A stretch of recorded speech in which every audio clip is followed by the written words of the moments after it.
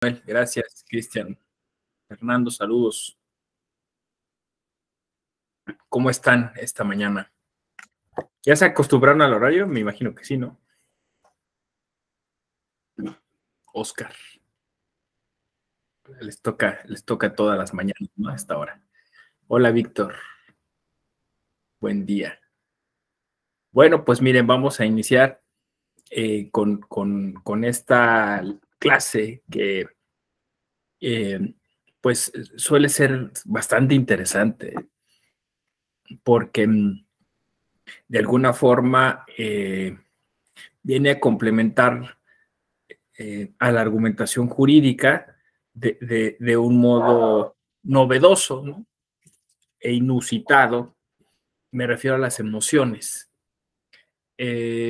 No sé si comparta conmigo la misma idea, pero en cualquier caso, incluso aún concediendo que la argumentación jurídica solo es necesaria para asuntos de estructura gramatical o de corrección del pensamiento jurídico al interior del sistema, aún concediendo que se trata simplemente de filosofía analítica, aún así, de todos modos, las emociones juegan un papel determinante, ¿no? Somos una generación que entendió que era imposible lograr como un estado zen absoluto en el cual tus emociones no intervienen de ninguna manera en tus procesos intelectivos. No sé si o sea, podamos partir al menos de esta afirmación, ¿no? O sea, yo no sé si hay en el mundo una persona que puede justo deshacerse de todas sus emociones y proceder solo a través de su razón, ¿no? E incluso, aún si lo pudiera hacer, me parece que eso falsearía la propia respuesta, ¿no? Estoy leyendo un libro de ciencia ficción que se llama Justicia Auxiliar, de Anne Leckie, que es entiendo, una autora prodigio, porque en su primera novela ganó todos los premios, pero es sobre un futuro muy distante al nuestro, en el cual ya se confunden las inteligencias artificiales con los seres humanos, pero me llama la atención porque hay un pasaje en el cual ella, bueno, la protagonista es una especie de híbrido, de cyborg, ¿no? Que es mitad máquina, mitad ser humano. Dice que es muy difícil ya a veces interactuar con los demás, con las demás personas, que no se llega a saber qué calidad tienen, porque ya existen algunos medicamentos para anular las emociones, ¿no? Entonces, mientras eso no suceda, me parece que de todos modos, aún incluso en ese contexto en el que se puedan eliminar, juegan un papel, ¿no? Juegan un papel. ¿De dónde viene esta idea de que las emociones debían estar fuera de un proceso racional en el que se utiliza la lógica? Me parece que proceden de una filosofía estoica, pues obviamente atribuible a las primeras formulaciones que se hicieron en torno a la filosofía, donde pues se prestigió demasiado el razonamiento lógico por sobre otro tipo de razonamientos, ¿no? Entonces, es claro que de alguna manera siempre estamos eligiendo cosas a partir de esas emociones. Entonces yo creo que el no hacer consciente esos procesos que hoy les llamamos de inteligencia emocional pueden generar un daño, ¿no? Directo a ese tipo de actividades. Entonces, más bien, aquí la propuesta es que si hablamos de argumentación y emociones, lo que hagamos es tratar más bien de identificar en qué nivel se involucran y cómo podrían servir de apoyo para tomar esas decisiones de mejor modo, ¿no? Esa es la propuesta, básicamente. Bueno, no sé si ya les había comentado, pero un poco en algunas oportunidades en las que hemos podido, en la Escuela Judicial Electoral, hacer algún tipo de debate o de polémica respecto de esto con la escuela clásica tradicional, es decir, con las personas que participan en la teoría de la argumentación jurídica, normalmente se molestan mucho, o sea, curiosamente, ¿no? Surge una emoción. Se molestan mucho el decir que debiéramos dentro de la argumentación jurídica considerar las emociones, ¿no? Justo esta molestia me lleva a mí a pensar que es porque esto implicaría más trabajo, ¿no? No es lo mismo decir, si tú sigues esta fórmula, si tú aplicas este silogismo, si tú detectas esta falacia, entonces el resultado es correcto o incorrecto, a decir, bueno, pero y entonces la persona que hizo ese proceso, ¿qué nivel emocional tenía detrás? Porque a esa respuesta ya no pueden entrar, no pueden ir más allá, ¿no? Dirían, bueno, es que eso es trabajo de psicólogos o eso es trabajo de algún otro profesional que se dedica a diagnosticar o mapear las emociones, pero aunque efectivamente no pudiéramos hacer ese trabajo nosotros directamente, negarlo me parece que es insensato, ¿no? O sea, negar que las decisiones las toman autómatas, que incluso en el derecho esa ha sido como una especie de aspiración, ¿no? Hacer que el lenguaje jurídico sea mucho más matemático para que supuestamente sea más preciso, ¿no? Véanlo, por ejemplo, en la necesidad de colocarle números a los códigos o a las leyes, ¿no?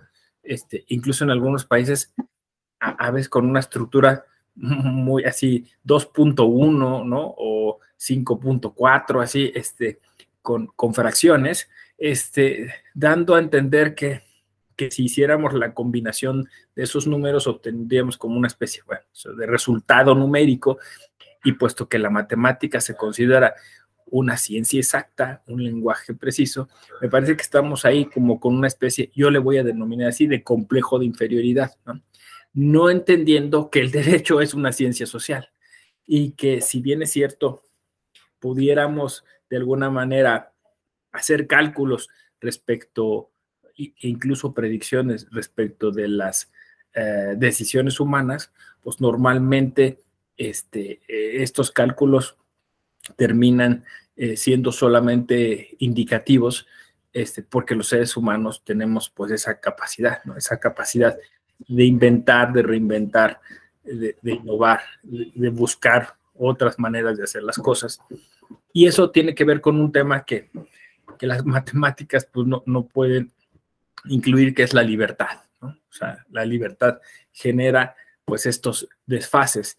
¿Y en función de qué se da esa libertad? Pues se da en función de la voluntad que es una facultad humana que acompaña siempre a la razón y que incluso los filósofos, los antropólogos de la filosofía, la han colocado al mismo nivel que la racionalidad.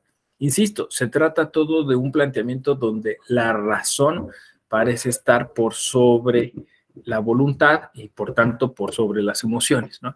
Cuando en realidad, si ustedes lo piensan un minuto, pues un razonamiento integral, o sea, es decir, desde lo humano, o sería un razonamiento que se apoya tanto en la razón como en la voluntad, ¿no? Entonces, ahora que hablamos justo de humanizar al derecho y que reaccionamos contra un cierto tipo de argumentación formalista que se escuda diciendo, es que eso desde la forma tiene lógica. Sí, desde la forma tiene lógica, pero ya cuando tú lo pones en un contexto real,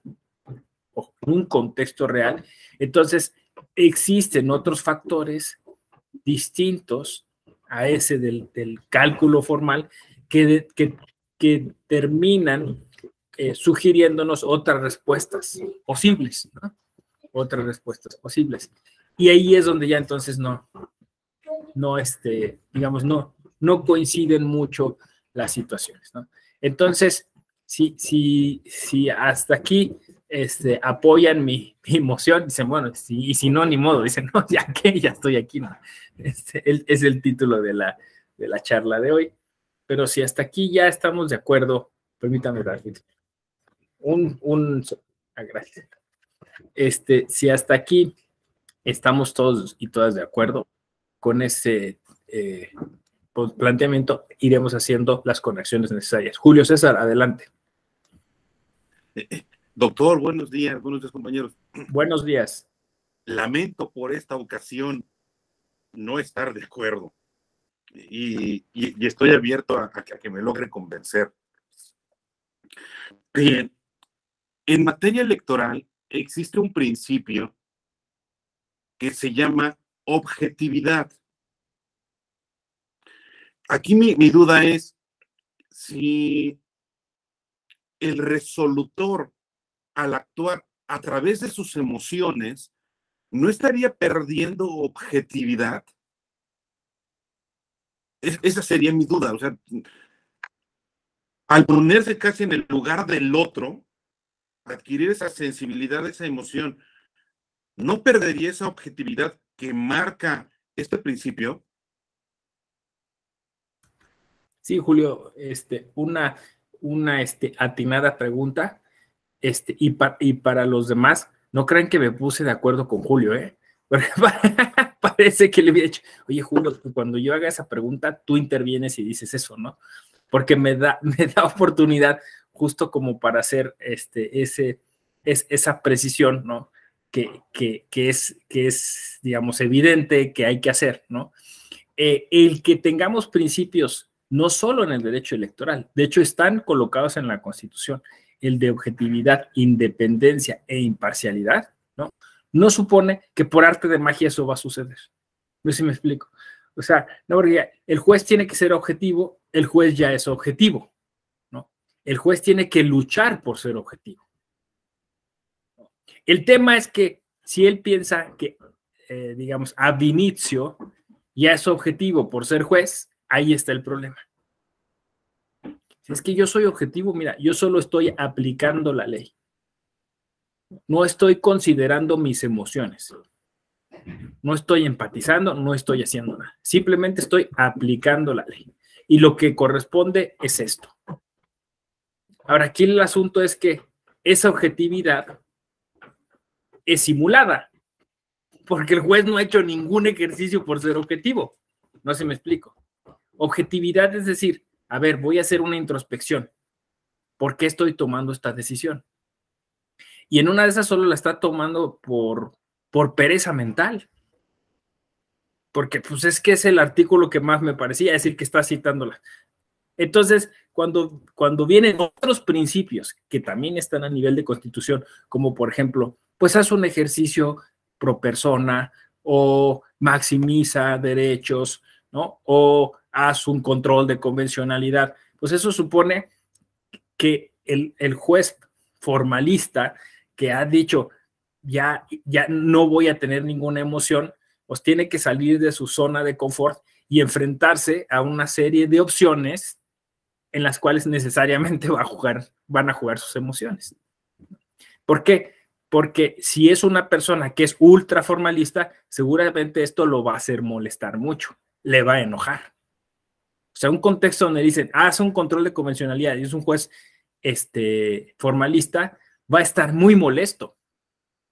Va a estar muy molesto. Y no sé si sea capaz de lidiar con esa emoción. Sí, tengo que hacer mi trabajo con profesionalismo, principio ético que también está en la Constitución. Entonces, como servidor público tendría que hacer ese ejercicio. Entonces, el tema no es que no sea objetivo y se deje llevar por las emociones, sino que vea en qué están afectando sus emociones y sea objetivo. ¿Sí? Más o menos. O sea, al final estamos coincidiendo en lo mismo. Todos queremos que los jueces sean objetivos, pero para ello tienen que estar conscientes de que en su trabajo hay emociones. ¿Por qué no estaban conscientes de ellos? Porque la argumentación jurídica tradicional les había dicho, si tú haces este ejercicio, no intervendrán tus emociones. Sí, pero ¿sabes qué? Para hacer ese ejercicio tienes que elegir los factores que vas a ponderar o qué elementos vas a meter en un test de proporcionalidad.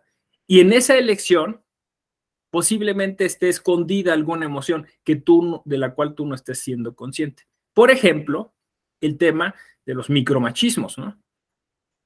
Muchos de nosotros sin saberlo, incluso a nivel subconsciente, podríamos estar eligiendo ponderar entre dos principios que favorecen una visión masculina o patriarcal del derecho, ¿no?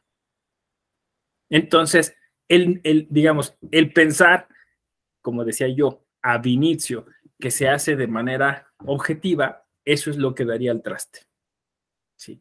Entonces, aquí digamos, la propuesta es que tengamos algunos recursos, algunos elementos para poder atender en qué momento podrían las emociones irrumpir en un proceso argumentativo y tratar, como dije al inicio, que en lugar de ser un lastre, como lo veía la filosofía estoica, porque la filosofía estoica es no sientas nada. Entre más, digamos, menos emocional seas, más racional serás. Y eso no es cierto. No puede ser, porque la razón se alimenta de las emociones. O sea, por ejemplo, cuando tú, ahí dice Jules, sí, fíjate, o sea, es que somos una unidad, no podemos separarnos, ¿no? Entonces, cuando tú, por ejemplo, miras a un perrito, ¿no? Bueno, un perro que está delante de ti, y este perro está en una posición que tú en tu memoria conservas algunas imágenes, que es una posición de ataque, ¿no? No sé, le ves que enseña los colmillos, ves que está gruñendo de una forma, ves que se encorva de otra manera, ¿no? Entonces, en ese momento, ¿qué sientes? Miedo, ¿no? O sea, sientes miedo de que te pueda atacar. Si lo tienes a 1 a 2 metros, con más razón, seguramente voltearás a ver y no hay ningún palo o piedra o algo para poderlo al menos asustar, ¿no? Entonces, ese miedo produce una situación bioquímica, ¿no? Es decir, va a haber una adrenalina que te va a hacer moverte o correr o a tomar una acción, ¿no? En esa decisión que haces racionalmente, pero que tiene que ver con instintos y tiene que ver con todo, procedió de una emoción.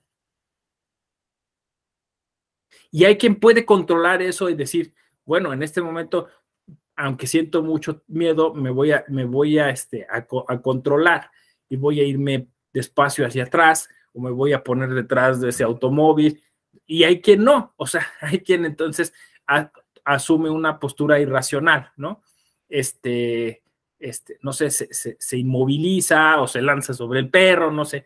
Entonces, digo, es un ejemplo simple, pero en muchas de otras actividades de la vida sucede así, en el que necesariamente intervienen las emociones, pero nosotros, dependiendo nuestra capacidad para echar mano de las otras facultades, pues podemos tener una respuesta adecuada o no. Con las decisiones judiciales pasa lo mismo, ¿no? Los realistas norteamericanos decían que incluso hasta lo que comían los jueces podía influir en la decisión de ese mismo día, ¿no? Y eso es lo que nos ha llevado a plantear que, pues, eventualmente, y hay una larga tradición en los Estados Unidos de considerar, digamos, las emociones dentro de los procesos argumentativos. Es dentro del lado, digamos, europeo, donde más nos hemos conservado con una línea kantiana, ¿no? O sea, como si el observador universal estuviera exento de emociones, ¿no? O sea, cuando pensamos, piensen ustedes, cuando pensemos en el observador universal, que es el decisor más completo, capaz de hacer este ejercicio de lógica, tal, pensamos en un alemán, ¿no?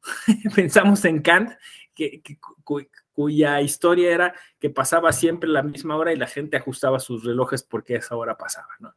Pero ¿cuántas personas son como Kant, no? Y yo no sé si el mismo Kant igual pues tenía sus ratos de darse a las emociones, ¿no? Adelante, por favor, Dante. Buenos días, doctor, compañeros. Me parece que, bueno, ahorita se me vino una idea, es justo las emociones son parte de la naturaleza del ser humano. Y el hecho de que al juzgador se le quite sus emociones o que juzgue sin emociones lo desnaturalizaría. Por lo tanto, perdería quizá empatía, no por una de las partes, sino incluso para entender los argumentos vertidos entre dos posturas y, y, y podría no lograrse una justicia. Pensaría que las emociones influyen en la justicia, pero no propiamente en el derecho. Y por el otro lado, el ser 100% objetivo sería un positivismo puro, donde ya un robot juzgaría y lo haría mediante fórmulas, ¿no? Entonces, si fuéramos totalmente objetivos, nos puede sustituir una inteligencia artificial cuyos algoritmos determinen. Si Pedro tomó algo que no es suyo, robó, condénelo 5 años, pero ya no se podrían valorar de una forma emocional las atenuantes. Pero Pedro tenía hambre y tiene 10 hijos y lo acaban de despedir. Entonces, todas esas cosas que sí pueden influir en las emociones, y si no se consideran, pueden dar sentencias injustas en cierta medida. Gracias. Es así, o sea, de hecho es un debate que está abierto, ¿no?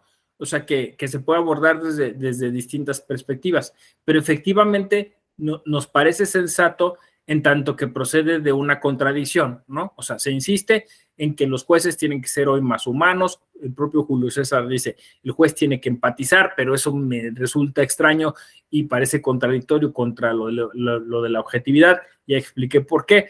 Nuestra administración de justicia se simbolizaba con una justicia vendada. Pero a ver, piensen ustedes en esa alegoría.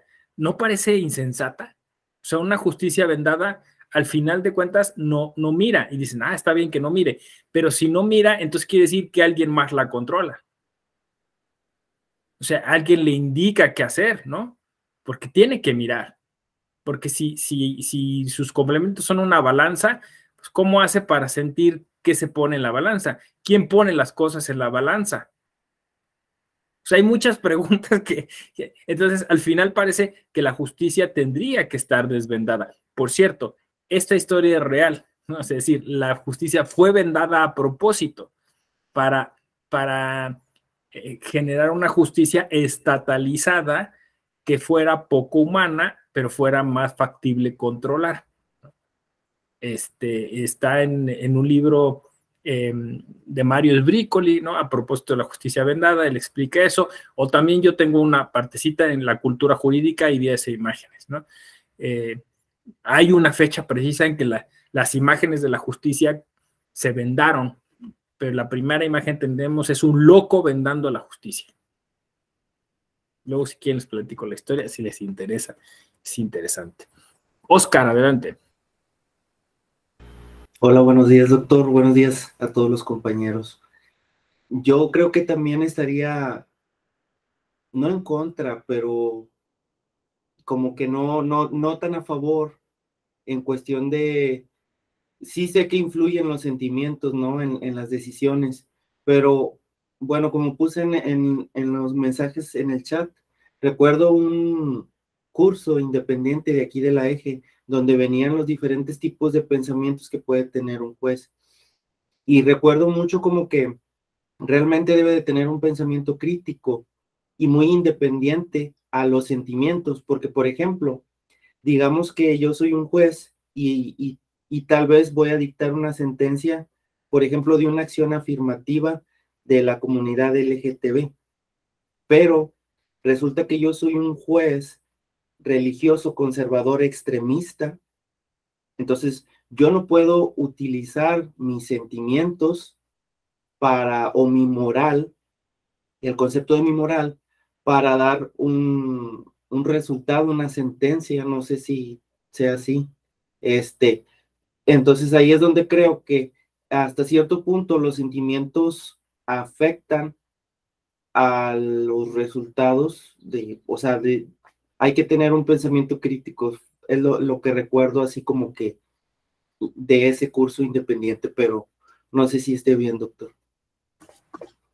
Sí, es que es lo mismo. Oscar. O sea, o sea, es la misma preocupación de Julio y es la misma preocupación mía y de Dante, ¿no?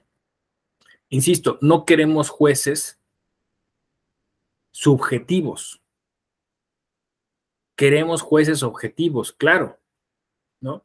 Pero el tema es que si no son conscientes que tienen que hacer ese trabajo de objetividad, terminan siendo subjetivos.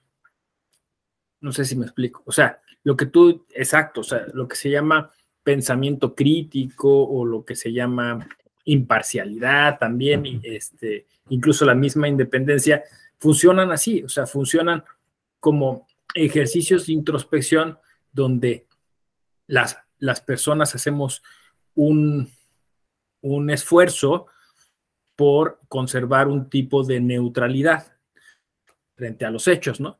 Entonces, el pensar que ese ejercicio no se debe hacer, eso es lo peligroso. O sea, es como una delgada línea, a ver si me logro explicar, ¿no? Muchas veces se decía,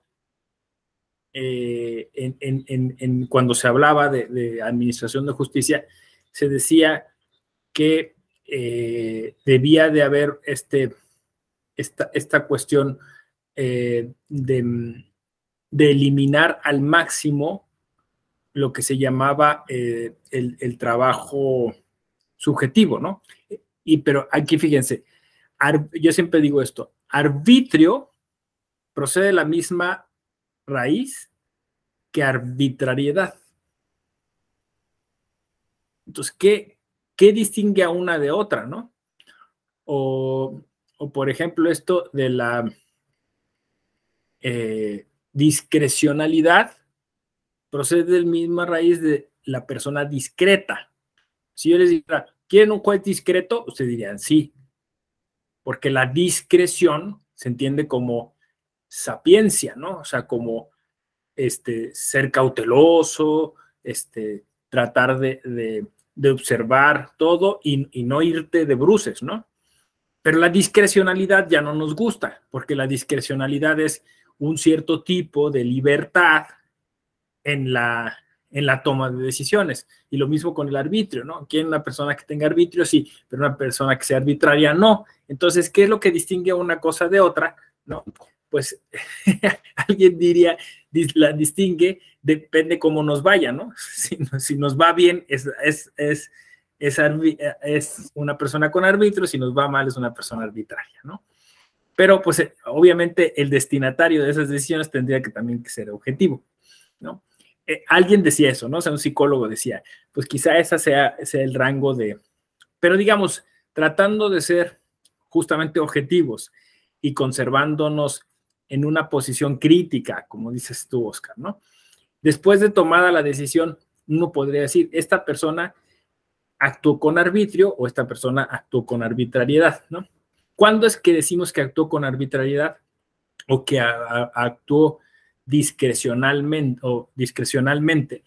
Lo decimos cuando normalmente esa decisión no se apegó a razones de peso, sino que se apegó a un proceso más bien subjetivo. ¿Sí? Entonces, cuando la idea es que cuando somos conscientes de esas emociones y las tratamos de poner en su lugar, las tratamos de llevar a un lado correcto, entonces la persona tiene arbitrio y la persona es una persona con discreción o es una persona discreta. ¿Sí? Entonces, en tu ejemplo, por ejemplo, una persona que es muy religiosa o una persona que es altamente misógina o racista, ¿no? Entonces, pues tiene que hacer un doble ejercicio de objetividad. Pero ¿cuándo lo va a hacer? Cuando esté consciente de que tiene esa condición. Porque si entonces se lo deja al proceso, entonces no va a hacer ningún ejercicio. Eso es lo que decía, digamos, la antigua teoría. La antigua teoría dice, usted no importa cómo sea, usted puede ser el diablo, pero si usted viene y hace este proceso, si usted sigue los pasos, Si usted obedece a la matemática, no habrá modo que su subjetividad intervenga. O sea, se creyó que se podía controlar, que ni siquiera se tenía que hablar de emociones porque todo se ajustaba a una subsunción o a un silogismo. Sí, pero vuelvo a lo de la balanza. ¿Quién elige qué poner en el silogismo? Y ahí entra una emoción, ¿no? Y entonces el juez racista, el juez misógino, el juez fundamentalista puede subsistir en un sistema formalista. Porque su justificación es, lo hice matemáticamente, lo hice lógico, lo hice racionalmente. ¿Sí, más o menos? Dante. Gracias. Justo ahorita reflexionaba. Al final de cuentas, juzgar no solo es emitir sentencias, sino es todo un proceso, es un procedimiento que importa.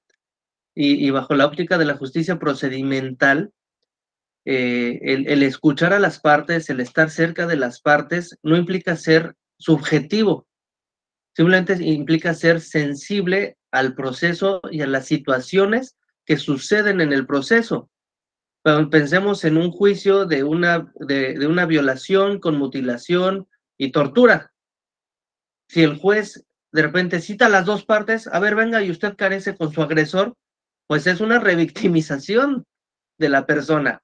Entonces, las emociones sí influyen en el juicio, sí influyen en que deberían influir en quien juzga para que el proceso se dé de forma correcta, para que no haya una posible revictimización. Digo, obviamente está la presunción de inocencia, pero se puede revictimizar a una persona que ya sufrió un daño. Entonces, las emociones sí influyen en el juzgador y en el proceso.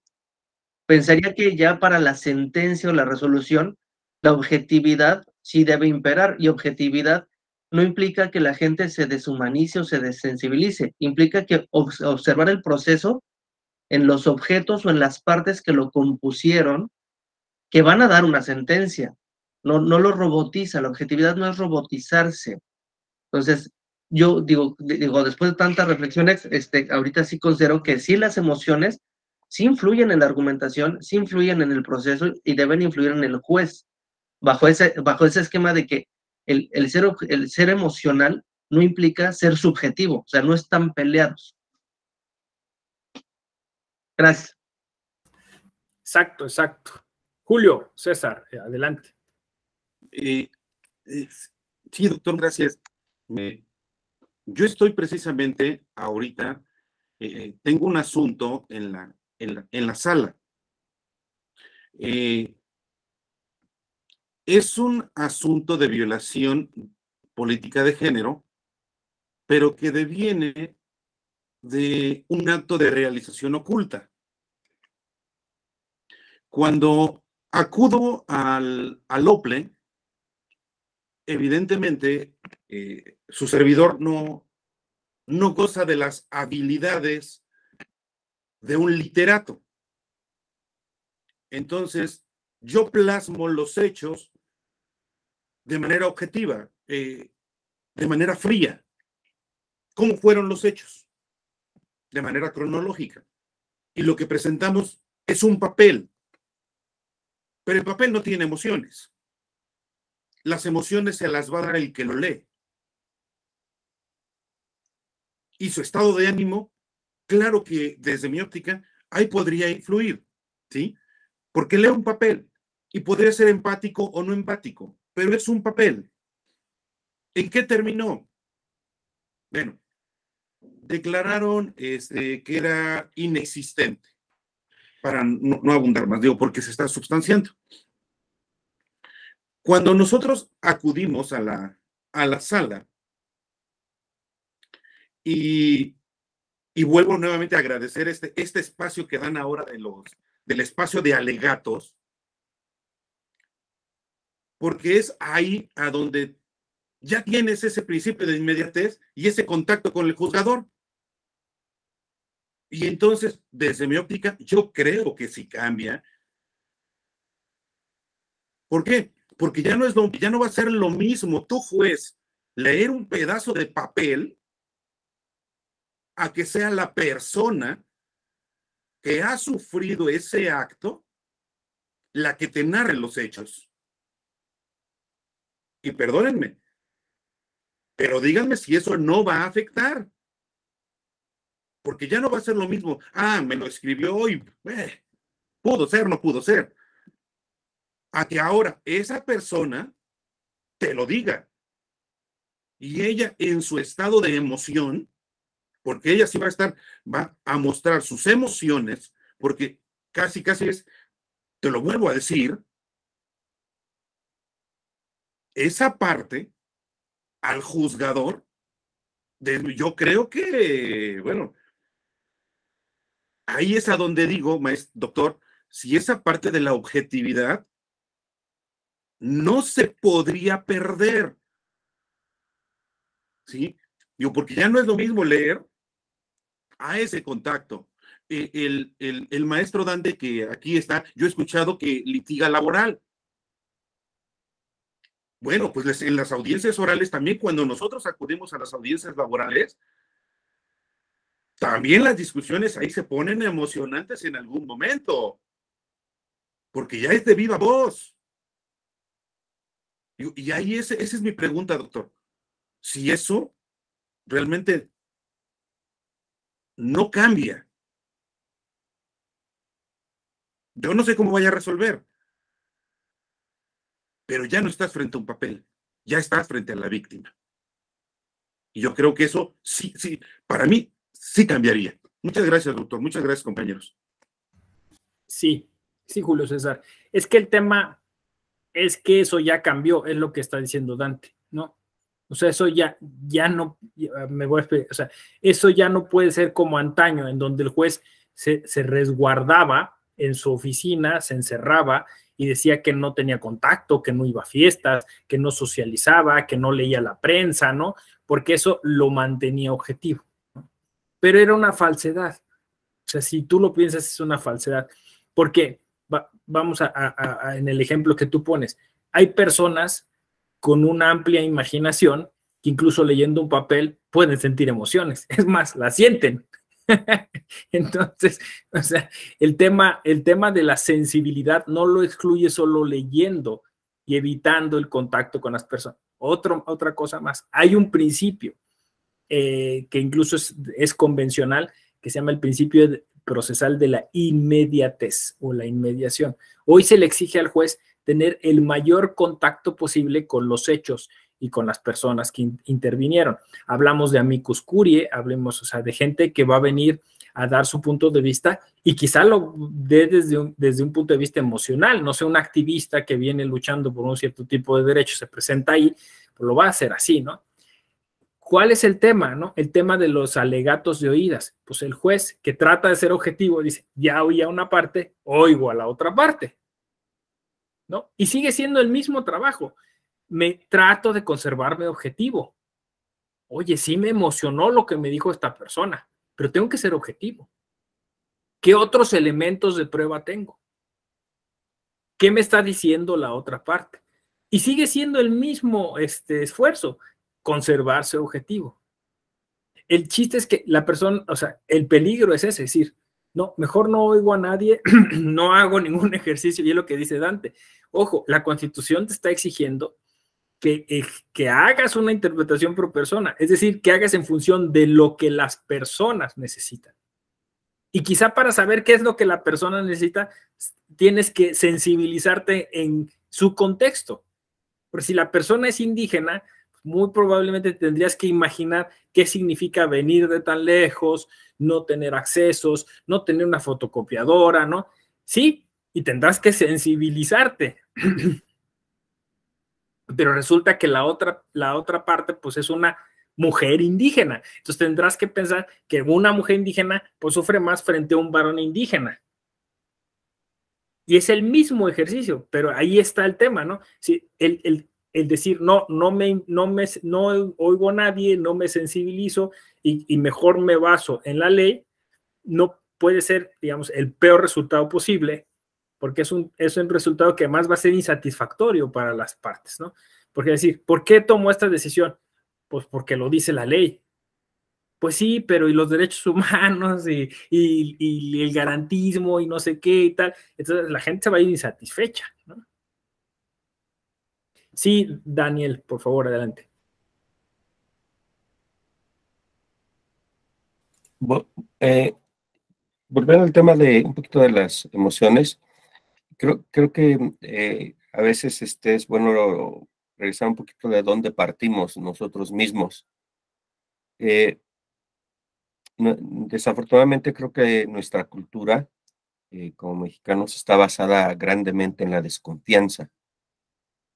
Digo, venimos de 80 años de un partido hegemónico, donde pues, los que tenemos más de 40 años sabemos que, como dijo alguna ocasión un escritor, la corrupción es el sistema, no es parte del sistema, es el sistema.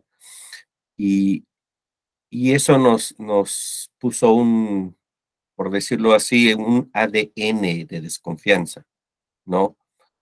Miramos a las autoridades con desconfianza, miramos al conciudadano con desconfianza, y el hecho de que digamos, ¿sabes qué? El juez se va a vender, o la contraparte se va a vender, mi abogado se va a vender, ¿no? Es la desconfianza, y yo creo que el problema no es necesariamente las emociones, es simplemente por usar dos verbos, dos emociones que normalmente se contraponen, amar y odiar, ¿no? Yo soy un ávido lector desde la juventud, y una vez leía yo una traducción de la Biblia y me llamó mucho la atención y me marcó que supuestamente Dios dice, ama lo bueno y odia lo malo. Entonces me puse a reflexionar, digo, pues el detalle es que no se nos ha enseñado que tenemos que amar la justicia, no nada más buscarla, sino aprender a amar lo que es justo y a odiar lo que es injusto. Entonces, yo creo que sí las emociones tienen que jugar un papel, porque es parte, como decía Dante, de nuestra naturaleza, pero es simplemente por qué sentimos emociones o hacia qué sentimos emociones, qué emociones sentimos o nos permitimos sentir a ciertos valores o no valores, y cómo decidimos que el amor hacia los valores positivos afecte nuestra manera de actuar, ¿verdad? Eh, por ejemplo, bueno, un juez realmente ama la justicia. O sea, ¿hasta qué grado ama la justicia? ¿Ama la incorruptibilidad? Bueno, ¿hasta qué grado la ama? ¿Y odia la corrupción? La objetividad, bueno, ¿cuáles son sus sentimientos hacia la objetividad? ¿Odia el ser una persona que no es objetivo? Volviendo a lo de los grupos vulnerables, hay un montón de manuales de juzgar con perspectiva de, y tenemos nuestra lista de manuales, pero esos manuales nos dicen que, ¿sabes qué? Hay grupos que han sido invisibilizados y por lo tanto tú no tienes sentimientos hacia esos grupos, porque a lo mejor tú perteneces a un grupo que nunca ha sido, no, nunca ha experimentado esas situaciones de vulnerabilidad y por lo tanto eres ciego hacia lo que se siente ser uno de esos grupos, y por eso tienen esos manuales, porque es un reconocimiento de que ignoramos lo que se siente estar en esos grupos. Entonces, yo creo que el detalle acá no es tanto que las emociones intervengan, sino cómo escogemos qué emociones van a intervenir y cómo van a intervenir en eso que es la búsqueda de la justicia objetiva, ¿verdad? Pero yo creo que no hemos sido educados en, en esos sentimientos, hacia esos buenos valores y sentimientos de odio hacia los valores que pueden como sociedad ser deteriorantes para nosotros.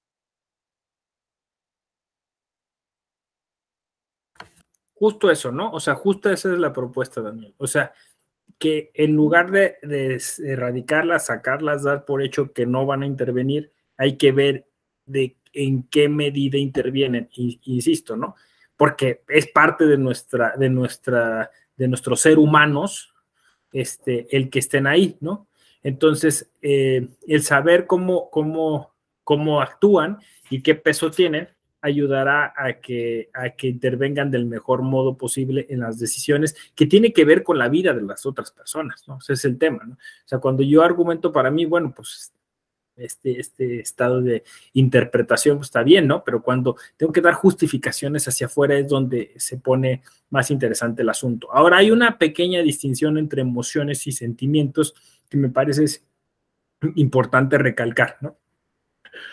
Las emociones son transitorias, son un efecto de un estímulo que recibimos del exterior y que como dije yo con el ejemplo del perro, pues nos hace ponernos alerta, ¿no? Entonces las emociones están ahí puestas justo para para poder tener esa reacción adecuada. Insisto, tienen que ver pues con una larga data en la que el ser humano aprendió pues a condensar una serie de experiencias y la pusimos en nuestra corteza cerebral, ¿no? Y lo tenemos ahí ancestralmente, ¿no? Esas emociones, muchas emociones, pues vienen desde miles de años atrás, en donde el ser humano aprendió unas cosas y se fue transmitiendo de una generación a otra, ¿no? Los sentimientos son posteriores. Los sentimientos ya influye lo que los antiguos llamaban la estimativa, ¿no? O la cogitativa, ¿no? Que es un sentido interno, el cual coloca una valoración al hecho que nos generó esa emoción. Es decir, ya interviene de cierto modo un tipo de raciocinio, ¿no? Todavía muy primario, muy elemental, pero el sentimiento es justo algo, pues es algo más estable que nos permite ya valorar la situación y el contexto y actuar en consecuencia, ¿no? Entonces, digamos, primero la emoción, después el sentimiento. Un ejemplo sencillo. Bueno, pues alguien nos tira un vaso con agua. Nuestra emoción es la sorpresa, porque es algo inesperado, ¿no? Es algo que no sabíamos. Pero acto seguido de sentir, digamos, el líquido en nuestra ropa, pues lo segundo que pensamos es, ¿por qué habrá esta persona tirado ese vaso en mí, ¿no? Entonces, ya esto que se hace muy rápido, ya produce un sentimiento, que es lo que tú decías, un sentimiento, pues, de condescendencia o de odio o de rencor hacia la persona que lo hizo, porque ya estamos valorando el hecho. Lo hizo para mojarme, lo hizo para sentirme mal, lo hizo por un error, lo hizo por un accidente, entonces eso ya genera un sentimiento, ¿no?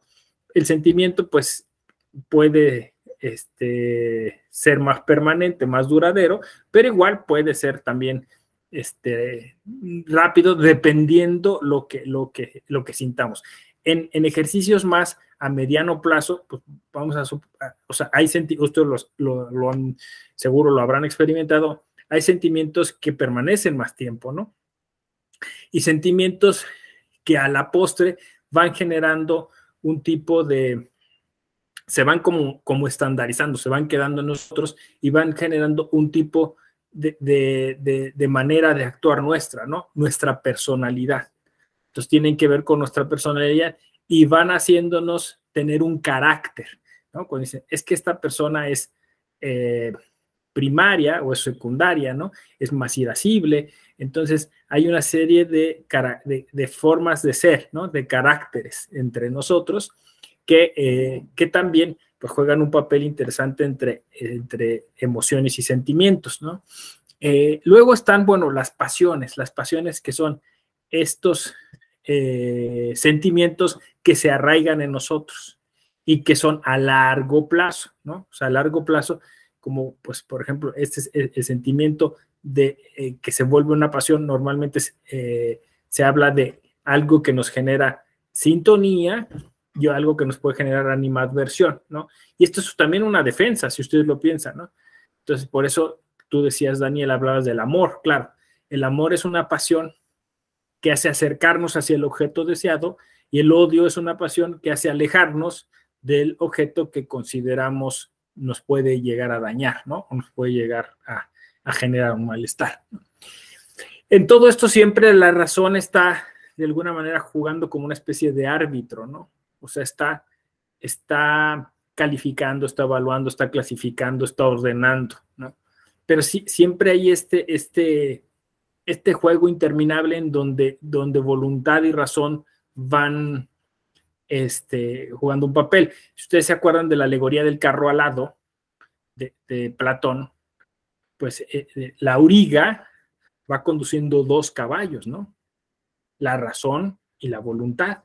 Entonces, a veces un caballo va más rápido que el otro, a veces van a la par, y es muy difícil, pues, adivinar, ¿no? Qué harán, pero, pues, la idea de la metáfora, de la alegoría, es nosotros tener un poco el control, ¿no? Y en algún momento incluso, pues, frenar un poco la carrera, o incluso hacer que vaya más rápido, más veloz, ¿no? Dependiendo de la situación, ¿no? Entonces, sí, efectivamente se trata de tener, vamos a decirlo así, una armonía, una sintonía, ¿no?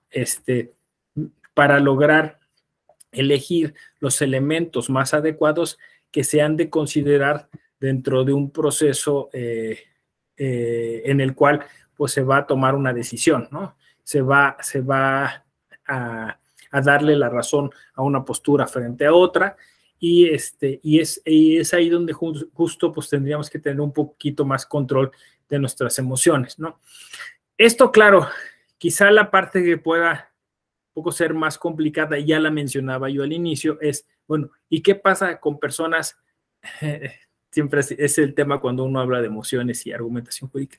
¿Y qué pasa con personas, pues, que no tienen, por ejemplo, una idónea salud mental?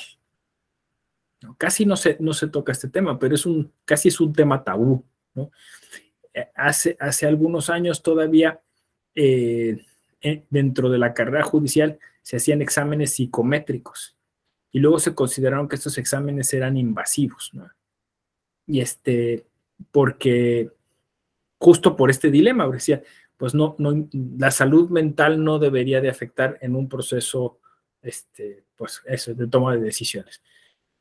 Pero, pues, el que, digamos, se haya dejado fuera, impidió atender un problema que relativamente ustedes entenderán, pues es recurrente, ¿no? Es decir, la Organización Mundial de la Salud ha insistido en que después de la reclusión las enfermedades mentales aumentaron.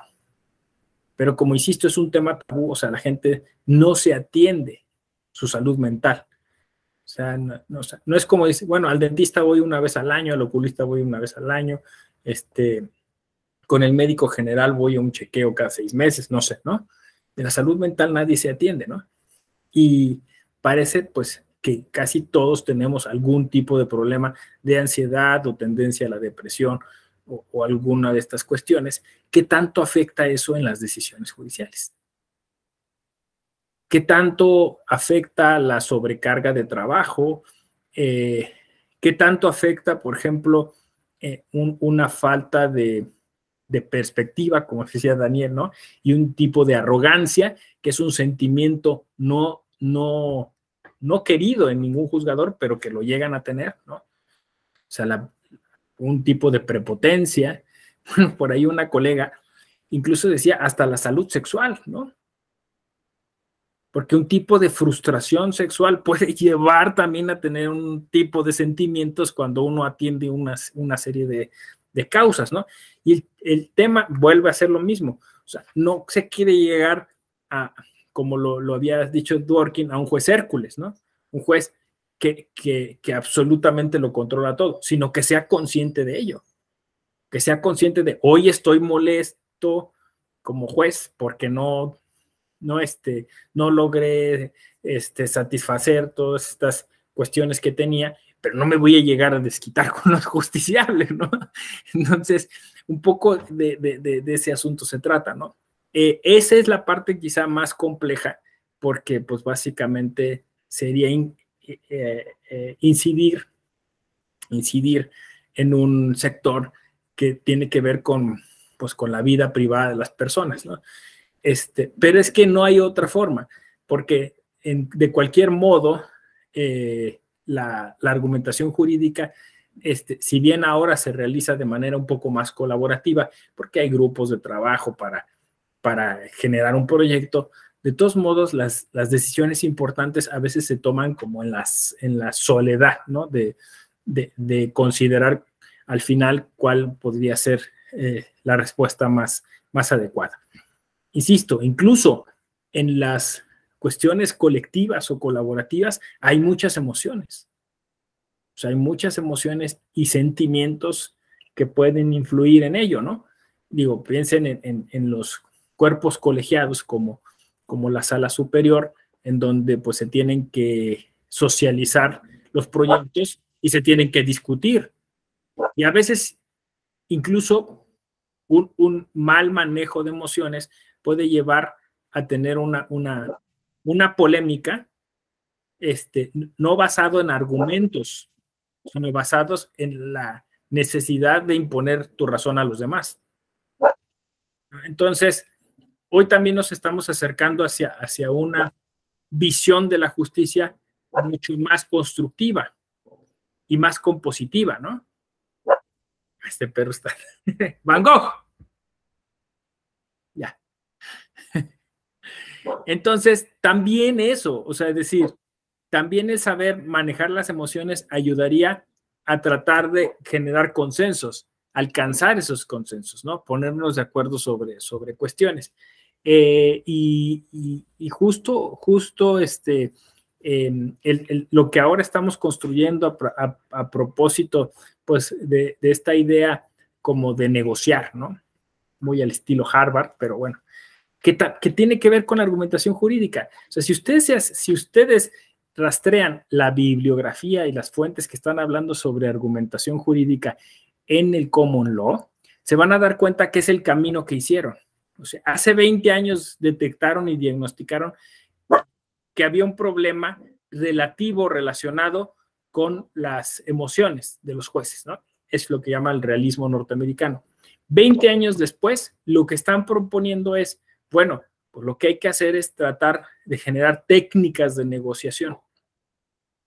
La argumentación jurídica ahorita en los Estados Unidos se basa más en eso, en prácticas en las cuales los operadores jurídicos pues establecen rangos de acción, tallerean, o sea, hacen talleres para ver cómo es que se toman esas decisiones en conjunto o cómo las discuten o cómo construyen escenarios comunes, ¿no? De decisiones comunes, ¿no? Entonces, la idea de este diplomado es nosotros poderles ofrecer esas otras visiones, ¿no? Otras visiones donde las emociones pues juegan un papel importante. Por cierto, esta visión que no es mayoritaria, o sea, la de las emociones y derechos, produjo que en algún momento les voy a compartir un texto, ¿no? Que se publicó, Emociones y Argumentación.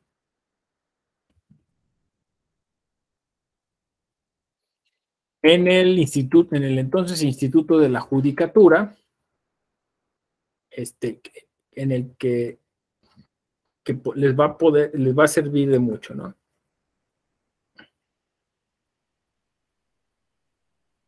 En este libro que se llama así, Emociones y Virtudes en la Argumentación Jurídica, bajo la editorial Tirán-Lo Blanche, escribimos Amalia Maya, Maximilian del Mar, Pedro Humberto, Haddad Bernat, Guillermo Lariguet, Luciana Samamé y un servidor, ¿no?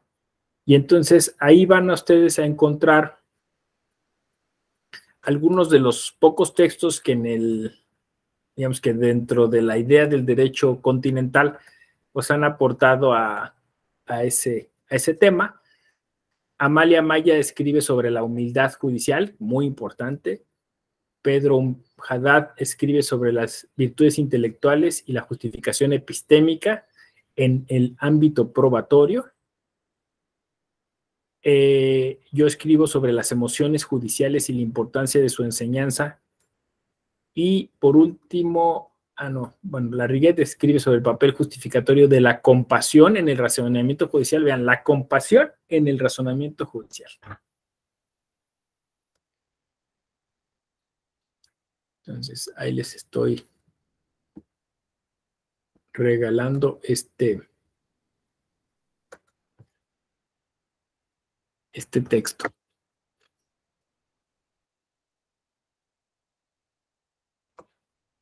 Bueno, hasta aquí dudas, comentarios, sobre todo, a ver, Oscar, Julio César, después, digamos, de esta duda inicial que tuvieron, ¿ya encuentran más sentido en lo que se ha venido explicando?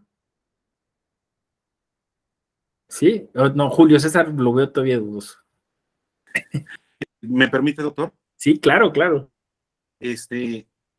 No, o sea, realmente, o sea, yo no estoy muy de acuerdo. O sea, evidentemente no estoy de acuerdo. Pero sí estoy abierto a que la argumentación evidentemente necesita de esto. Sí lo necesita, estoy totalmente de acuerdo. Me gustó mucho lo que compartió el compañero Daniel. La verdad, sí, concuerdo mucho con ello. Pero yo creo que en la práctica, híjole, a lo mejor no he corrido con tanta suerte, ¿sí? A lo mejor me han tocado muchos jueces demasiado formalistas.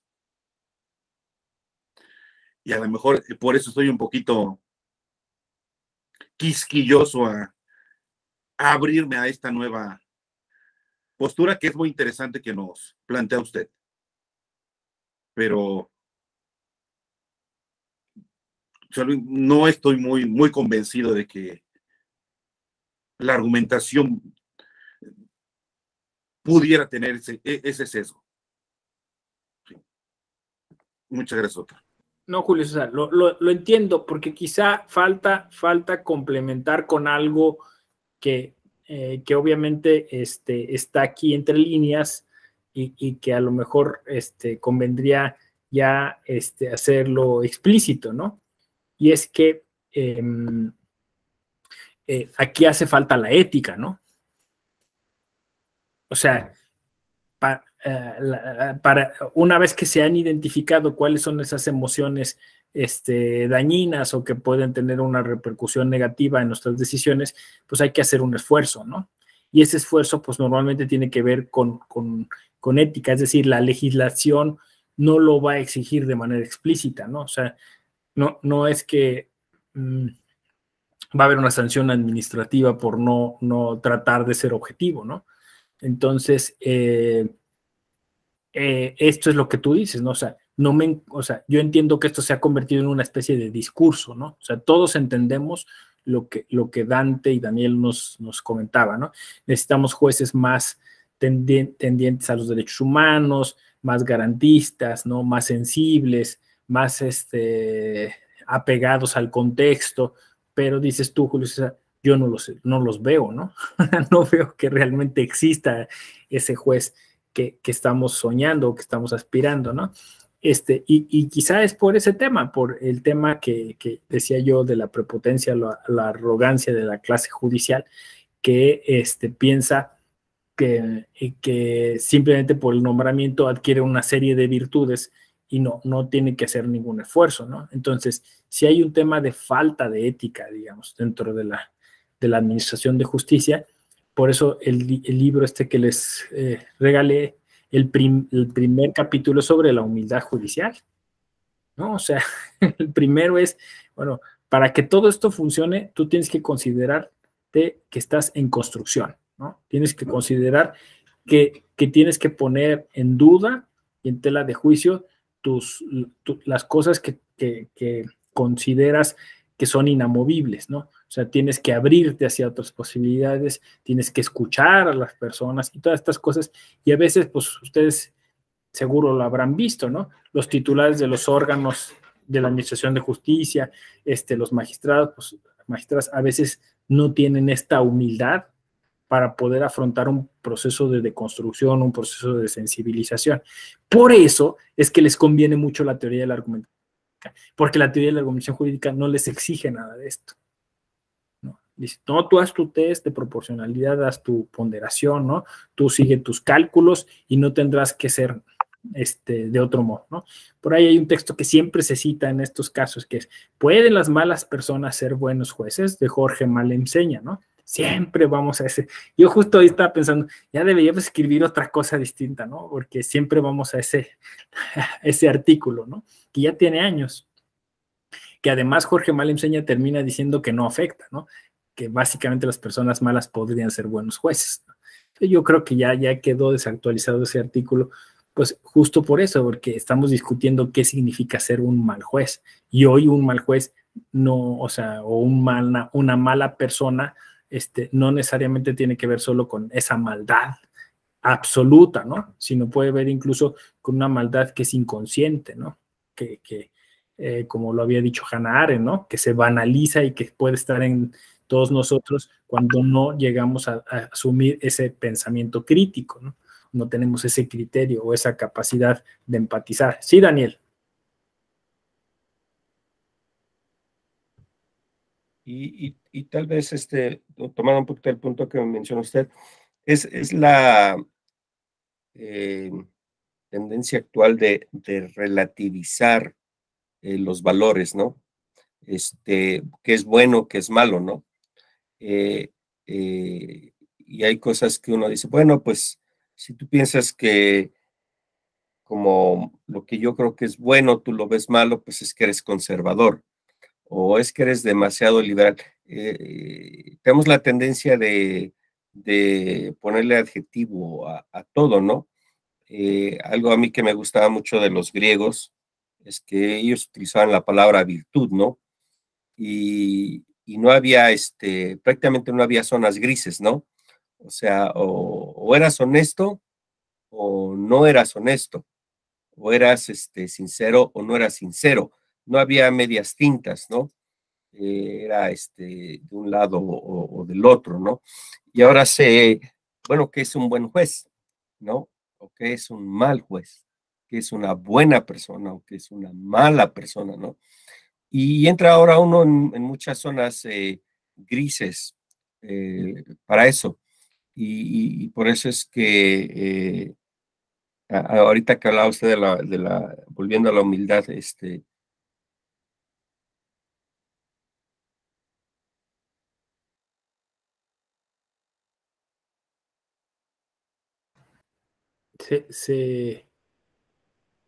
Se fue Daniel, ¿va? Se le fue el... Bueno, esperamos a ver si ahora qué. Sí, Oscar, adelante. Esperamos a que Daniel agregue. Compañero, ayer hacíamos en la clase de ayer, Espérame tantito. Perdón. Y decía yo que a veces uso bueno, la relativización de algunos conceptos de bueno o malo. Y algo que me llama la atención de personas que trabajan en el Poder Judicial y a la Federación sobre todo, es que cuando ponen Twitter, dicen cosas que me mantienen humilde, ¿no? Y lo ponen en un contexto donde están haciendo evidente su estilo de vida, ¿no? Y no que sea malo, ¿no? Tener cierto nivel de vida. Simplemente es como, se me hace como una paradoja, ¿no?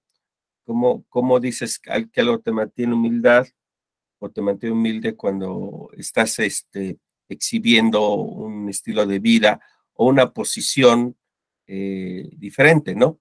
Entonces creo que es una falta también de congruencia de valores o de virtudes más que de valores, porque ahora los valores los relativizamos, pero es una incongruencia de virtudes que a veces pues pueden inundar la sociedad o partes específicas de la sociedad a diferentes niveles. Sí, exacto. Entonces, eso plantea como retos bien interesantes, ¿no? O sea, es decir, ¿cómo hacemos justo, o sea, podemos estarnos esforzando mucho por las técnicas de argumentación jurídica, por implementar una serie de procesos, hablar de estándares probatorios, todo, pero si la gente sigue siendo la misma, va a operar el sistema del mismo modo, ¿no? O sea, lo va a operar de manera racista, clasista, de manera, con esta superioridad, social. Entonces, ese justo es el tema, Daniel. Tienes toda la razón. Oscar, adelante.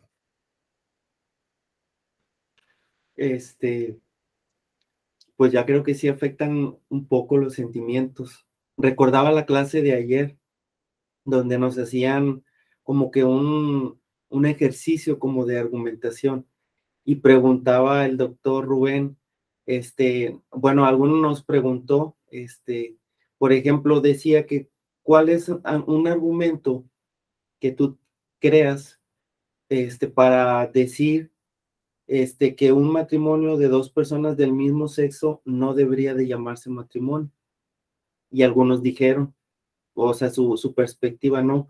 Yo la mía fue de que, o sea, me apegué a la raíz etimológica, ¿no? Para, digamos, refutar, no sé si se diga así, pues el hecho de que se llame matrimonio. No que no esté de acuerdo, es nada más un ejemplo. Entonces, por ahí citaban a Platón, y el comentario también fue como que la sociedad ha evolucionado, ¿no? Y hasta ese punto yo dije, oye, pues sí, pudiera ser. O sea, usé mi pensamiento crítico, quiero pensar, y lo acepté. Pero luego, más tiempo más tarde, como que yo dije, pero no, o sea, no es que la sociedad haya evolucionado, sino que ahora la libertad de expresión es más diferente. No sé si decir que en cierta forma la norma es la que ha sido cambiado, porque desde tiempos antiguos, pues siempre, o sea, aún en los tiempos de Platón había la homosexualidad, ¿no? Entonces, yo creo que todo esto sí, o sea, se ha dado, y bueno, recordaba esa clase y creo yo que apliqué mi pensamiento crítico, pero es nada más un pequeño paréntesis, que a lo mejor me salgo del contexto, pero no sé si aporte. No, yo creo que sí, Oscar, porque, a ver, la propuesta de la Escuela Judicial Electoral es que la argumentación jurídica se asocia a pensamiento crítico y que pensamiento crítico sugiera conciencia social y pensamiento ético, ¿no?